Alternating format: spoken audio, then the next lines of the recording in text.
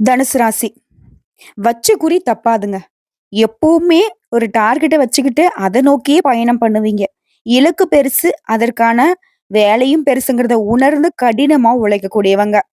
தன்னுடைய இலக்கினால அடைந்த செல்வத்தையும், செல்வாக்கையும் மத்தவங்களுக்கும் ஈஸியா தூக்கி குடுத்துருவீங்க. இத மத்தவங்க சர்வசாதாரணமா அனுபவிச்சுக்கிட்டு, உங்களவே ரொம்ப கஷ்டப்படுத்திட்டு இருப்பாங்க.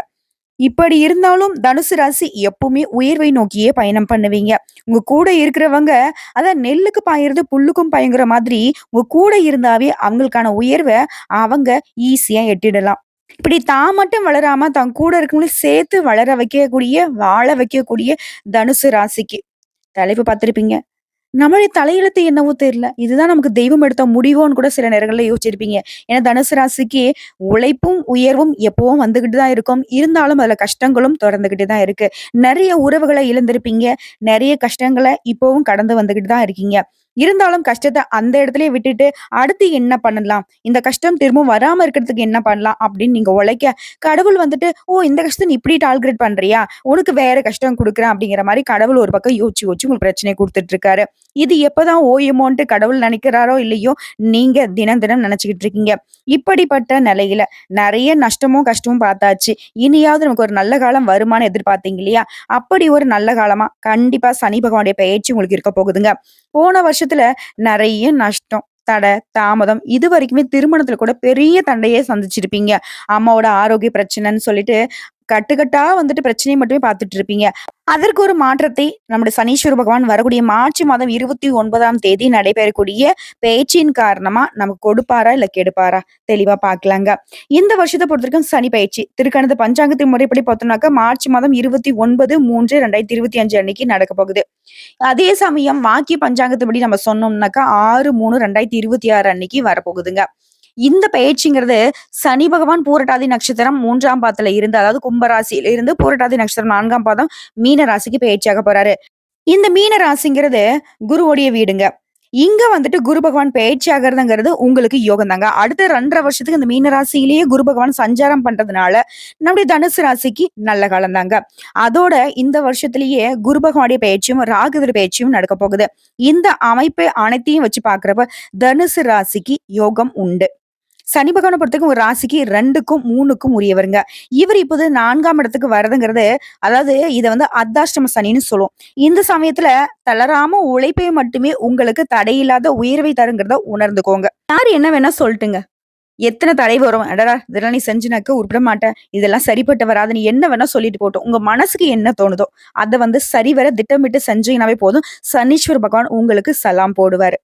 ஏன்னா, சனீஸ்வர பகவான பொறுத்தவரைக்கும் யாரெல்லாம் மத்தவங்களுக்கு தீங்கு செய்யாம தன்னுடைய உழைப்புக்கும், உயர்வுக்கும் மட்டும் பாட வைக்கிறாங்களோ, அவங்கள ரொம்ப புடிக்கும். அந்த வகையில தனுசு ராசிக்காரங்க எப்பவுமே நீங்க அப்படிதான் இருப்பீங்க. உங்களுக்கு தடையில்லாத உயர்வை கட்டாயம் இந்த சனீஸ்வர பகவான் கொடுப்பாரு. மேலும் அடுத்து வரக்கூடிய குரு பெயர்ச்சி, ராகு பெயர்ச்சி உங்களுக்கு நன்மையை ஏற்படுத்துங்க. மொத்தத்துல இந்த கிரகங்களுடைய அமைப்பு வச்சு பார்க்கிறப்போ, சலிப்பில்லாத உழைப்பும், சஞ்சலமில்லாத மனசுக்கும் சொந்தக்காரர்களான தனுசு ராசிக்கு சகல விதங்கள்லயும் நன்மைகளை தரக்கூடிய காலகட்டம். திட்டமிட்டு நேரம் தவறாம செயல்பட்டீங்க. அலுவலகத்துல அனுகூலமான பலன்களை பெற முடியும். கூட இருக்கிறவங்களுடைய ஆலோசனையை அலட்சியம் செய்ய வேணாம். கூட இருக்கிறவங்க என்ன சொல்ல வராங்கிறத கேட்டுக்கோங்க. தாமதமானாலும் சரிங்க. ஒரு வேலைய எடுக்கிறீங்க அப்படின்னாக்கா, பொறுமையா செய்யுங்க. நிச்சயம் உயர்வு உங்கள தேடி வரும்.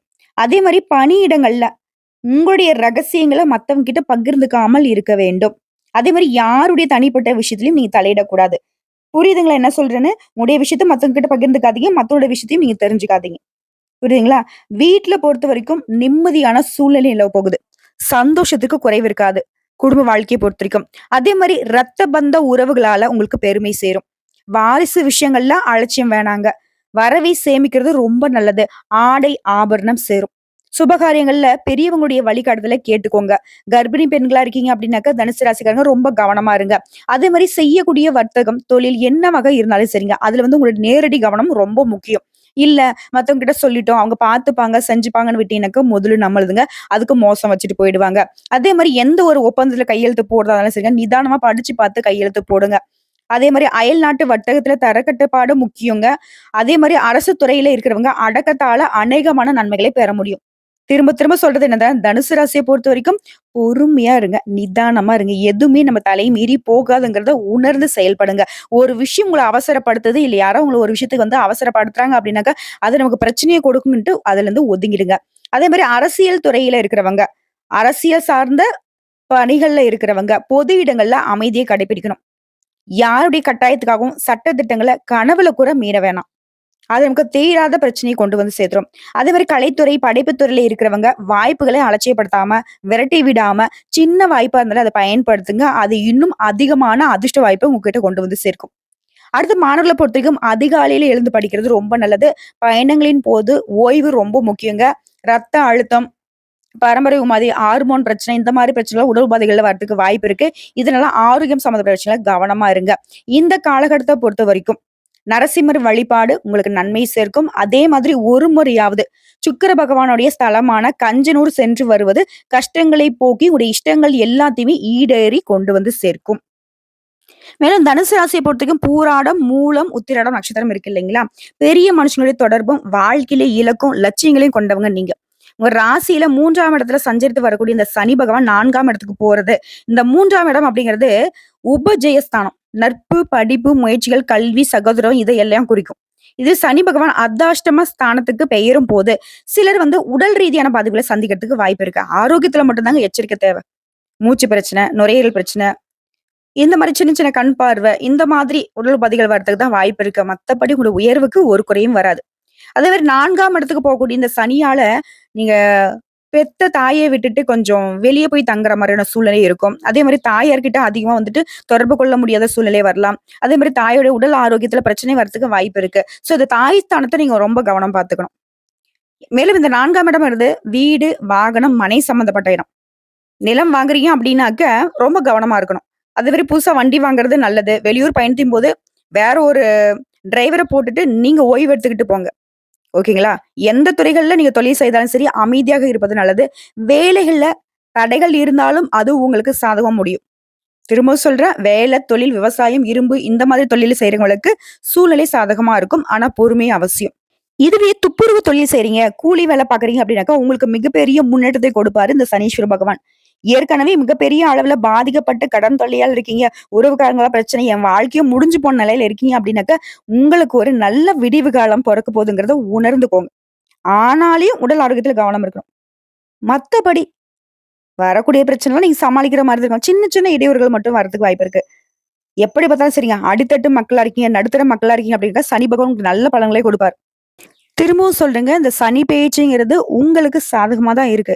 ஆனா ஒரு சில விஷயங்கள்ல மட்டும் நீங்க கவனமா இருக்கணும். ஒரு சில விஷயங்கள சுத்தமா செய்யாம இருக்கணும். ஏன்னா தெரியுமா? வண்டி வாகனத்த ஓட்டுறப்போ எச்சரிக்கை அவசியம். இது 1. யார்கிட்டயும் வீண் வாக்குவாதம் பண்ணக்கூடாது. 2. இது 2 மட்டும் ஃபாலோ பண்ணிட்டீங்க அப்டின்னா, உங்களுடைய உயர்வுக்கு ஒரு குறையும் வராது. மேலும் இந்த காலகட்டத்த பொறுத்தவரைக்கும் பிரிந்து போன கணவன், மனைவி கூட ஒன்று சேர்வீங்க. கோர்ட் கேஸ்ன்னு எனக்கு வந்து டிவோர்ஸ் வேணும்னு அலைஞ்சிட்டு இருந்தாலும் சரி, ஏன் டிவோர்ஸ் ஆனவங்க கூட திரும்பவும் ஒன்று சேர்ந்து வாழ்வதற்கான வாய்ப்ப சனீஸ்வர பகவான் கொடுப்பாரு.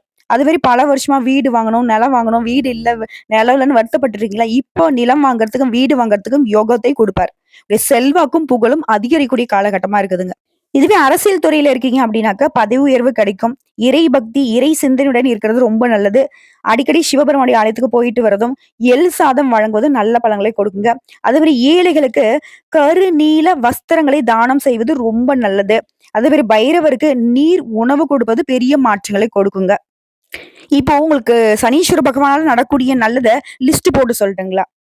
கடந்த 5 வருஷமா ஏராளமான பிரச்சனைய பார்த்துட்டு வந்த உங்களுக்கு இப்ப வந்து அதிர்ஷ்டம் கொட்டப் போகுது. சனீஸ்வர பகவானால வீட்ல மகிழ்ச்சி அதிகமாகும். கோர்ட்டு கேஸ் வழக்குல உங்களுக்கு சாதகமான தீர்ப்பு கிடைக்கும். ஆன்மீக பயணம் போயிட்டு வருவீங்க. கடந்த காலங்கள்ல இருந்த காரிய தடைகள் எல்லாமே இப்ப விலகப் போகுது. குறிப்பா திருமண தடைகள் நீங்க போகுது. உங்களுடைய ஆசைகள் ஒவ்வொன்னா நடக்கப் போகுது. தொழில்ல, உத்தியோகத்துல எதிர்பார்த்த மாற்றம் இருக்கும். பொருளாதாரத்துல உயர்வு இருக்கும். உங்களுக்கு இப்போ நடக்கூடிய செலவுகள் எல்லாமே சுப செலவுகளாக மாறும். மேலும் சொல்லணும்னாக்க, இவரால மனசுல நிம்மதியும், மகிழ்ச்சியும் அதிகமாகும். நீங்க என்ன முயற்சி பண்றீங்களோ, என்ன வேலை பார்த்தாலும் சரி, அதற்கேற்ற கைக்கு மேல் பலன் கிடைக்கும். குரு பகவானுடைய நிலை உங்களுக்கு சாதகமா இருக்கு. உத்தியோகம், தொழில்ல முன்னேற்றம் இருக்கும். குழந்தையுடைய கல்வி ரொம்ப சிறப்பா இருக்கும். திருமணம் நடைபெறுவதற்கான வாய்ப்புகள் இருக்கு. கணவன் மனைவிக்கிடையே அந்யோன்யம் அதிகமாகும். சொல்லப்போனா இந்த கிரக பயிற்சிகள் எல்லாமே உங்களுக்கு சாதகமா தாங்க இருக்கு. பயம் வேணாம். காரியங்களின் தடைகள் விலகும். எடுத்த காரியங்கள எல்லாத்துலயுமே வெற்றி கிடைக்கும். வருமானம் அதிகரிக்கும். நிலம் வாங்குவீங்க, வீடு வாங்குவீங்க, வாகனம் வாங்குவீங்க. உங்க திறமைகளை முழுசா வெளிப்படும். அதற்குரிய வாய்ப்புகள் உண்டு. அதற்குரிய அங்கீகாரம் கிடைக்கும்.